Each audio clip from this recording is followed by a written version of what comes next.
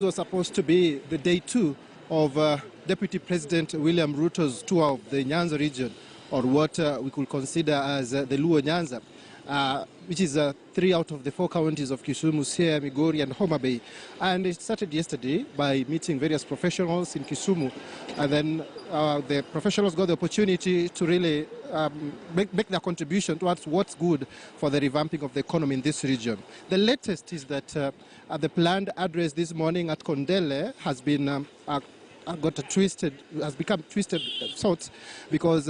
on his way after addressing residents of Kisumu at the main bus park, what we call main bus park in Kisumu, then he was supposed to head here. It became apparent that there was quite a large crowd that was waiting here, chanting ODM slogan and saying that Kondele is not part of Kenya. That was a clear enough indication that the Deputy President was not welcome in Kondele area. But there was another group that was on his side, and with the help of the police officers, we had tear gas being used to actually disperse the crowd that had already milled here, hundreds of them. And that is the only opportunity that he got to really find his way to Kondele to address the residents. But then again, this was interrupted by the pelting of stones towards his car, and that now prompted more of tear gas canisters being thrown at the crowds that were milling around the Deputy President so as to disperse them. But his message was that it was unfortunate that some politicians or leaders were using Kenyans to really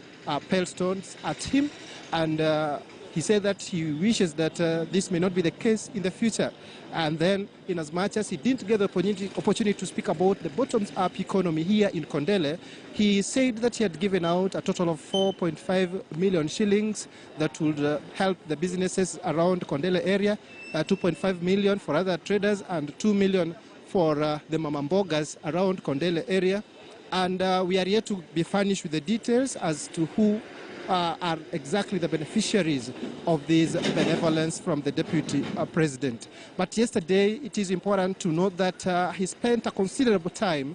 detailing how